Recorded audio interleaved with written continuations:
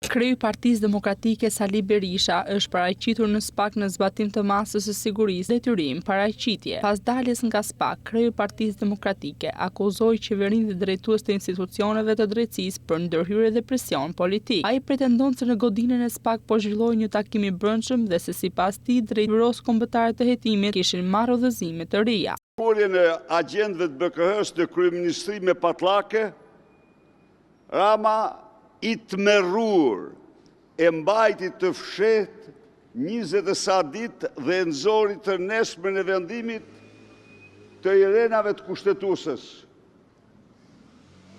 Të vendimit antikushtetues, antiligjor, të turpshëm, të paprecedent në historinë e Europës dhe të botës. Ai foli dje sepse pas vendimit të gjykatës kushtetuese mbyllet absolutisht çdo mundësi e institucionit të hetimit të hetoj ministra.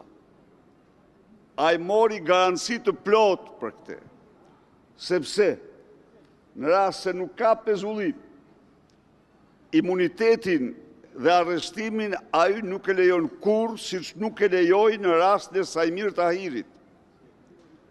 Pra, ajo mas e vetme që u kishte ngel në dur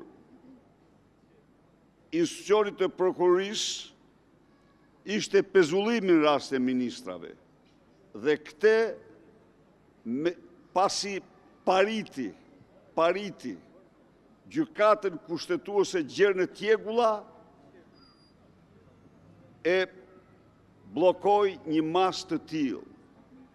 Një akt si ky nuk ka ndodhur kurrë. Gjithashtu kryeji i Partisë Demokratike bëri të ditur se kishin lënë një shënim në ambientet e SPAK duke theksuar bindjen e tij se drejtësia një ditë do të shprehet për veprime që ai konsideron të palishme.